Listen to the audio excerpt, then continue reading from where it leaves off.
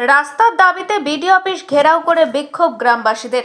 বেহাল রাস্তাটি রয়েছে গোঘাট ২ নম্বর ব্লকের মান্দারণ গ্রাম পঞ্চায়েতের অন্তর্গত শঙ্কুজলা এলাকার ৫৮ নম্বর বুথের।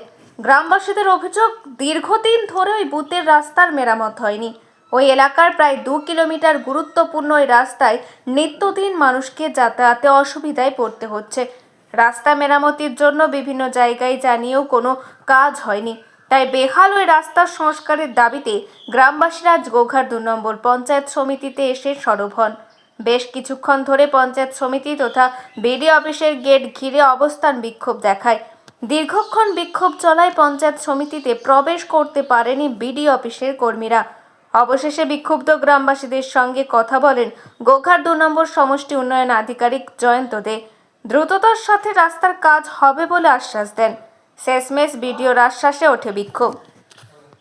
রাস্তা হয়নি, রাস্তাটা এমনই হয়ে গেছে, কোনো বাচ্চা ছেলে কোনো একটা ডেলিভারি যদি আসে সেই মুহূর্তে হার্টফেল করে মারা যাবে, এমনই রাস্তাটা হয়ে গেছে।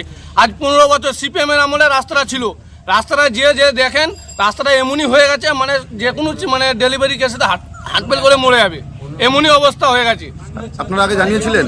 আমরা জানিয়েছিলাম অঞ্চল সভাপতির কাছে, আমরা প্রায় ১০-১৫ বারের মতো গেছিলাম। প্রধানকে জানিয়েছিলেন?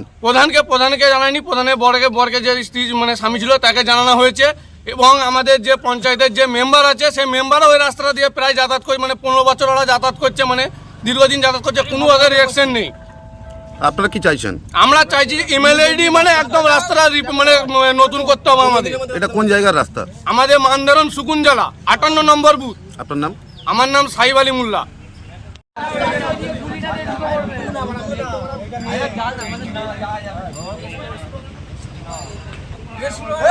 বছর ধরে রাস্তার কোনো পরিবর্তন হচ্ছে না, আমাদের রাস্তার অবস্থা খুবই খারাপ। সাধারণ মানুষ আমাদের যাতায়াতের খুব অসুবিধা হচ্ছে, এমনকি বাচ্চা ছেলেরা স্কুল যাবে সাইকেল নিয়ে যাতায়াত করতে পারছে না, এমনকি ডেলিভারি কেস পেশেন্টকে নিয়ে যেতে গেলে তার খুব অসুবিধার মধ্যে থাকছে। এই জন্য আমাদের অভিমান যে আমাদের ৫৮ নম্বর বুথের রাস্তা পরিবর্তন যাতে ইমিডিয়েটলি হয়। আমরা জেলা পরিষদের অঞ্চল সভাপতিকেও জানিয়েছিলাম, গ্রাম আমাদের মেম্বার তাকেও জানিয়েছি, এবং সে আমাদের একই গ্রামে বসবাস করে, সে রাস্তা দিয়ে যাতায়াত করছে 10 বছর, এবং আমাদের প্রধানকেও জানিয়েছিলাম এই রাস্তার কোনো উন্নয়ন হচ্ছে না। এই জন্য আমরা বিডিও সাহেবের কাছে আবেদন করছি ইমিডিয়েটলি যেন রাস্তাটা আমাদের সংশোধন বা ভালোভাবে পরিবর্তন করে দেয় এবং বাগিয়ে দেয়। এর জন্য আমাদের আবেদন বিডিও সাহেবের কাছে। কোন বুথ? আমাদের ৫৮ নম্বর বুথ। কোন জায়গা? শকুঞ্জলা, মান্দারণ অঞ্চল গ্রাম শকুঞ্জলা। আপনার নাম? আমার নাম শেখ আজিদ আলী। পিয়ারিং এর জন্য যে এক গাড়ি ইট দিয়েছে এরকম করে বলতে পারে সরকার দেয়। ফুটেজটা এটা বর্ষার নয়, কিছুদিন আগে যে বৃষ্টিটা হলো সেইটাই এরকম পরিস্থিতি হয়ে গেছে। তাহলে বর্ষাকালে ভাবুন কি হয়। আপনি স্যার এতটা সম্ভব চেষ্টা করুন, কোনটা আপনাকে চেষ্টা করলে আপনি অনেক বলবেন। ওনাদের রাস্তা খারাপ, ওনারা অভিযোগ জানাতে এসেছিলেন, আমরা শুনলাম, এবং আমরাও জানি রাস্তা খারাপ আছে বিভিন্ন কারণে, জল প্রকল্প হয়েছে রিসেন্টলি।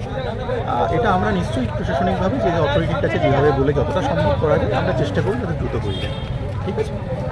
নমস্কার, আমি বিমান ঘোষ, পুরসুরা বিধানসভার বিধায়ক। আগামী ৩০শে মার্চ পুরসুরা বিধানসভার অন্তর্গত সোদপুর মসিনান মাঠে পুরসুরা সনাতনী গীতা পাঠ সমিতির পক্ষ থেকে যে সহস্র কণ্ঠে গীতা পাঠের অনুষ্ঠান আয়োজিত হচ্ছে, ওই গীতা পাঠের অনুষ্ঠানে আমি উপস্থিত থাকছি। সকল সনাতনী ধর্মের মানুষকে আমি আহ্বান জানাচ্ছি আমার সঙ্গে সঙ্গে আপনারাও উপস্থিত হন। উপস্থিত হয়ে সকাল 7:30টার সময় এই কর্মসূচিতে উপস্থিত হয়ে এই কর্মসূচিটিকে সাফল্যমণ্ডিত করে তুলুন। আমি থাকছি, আপনারাও আসুন। সকল সনাতন ধর্মী মানুষের কাছে এটা আমার আহ্বান। ধন্যবাদ।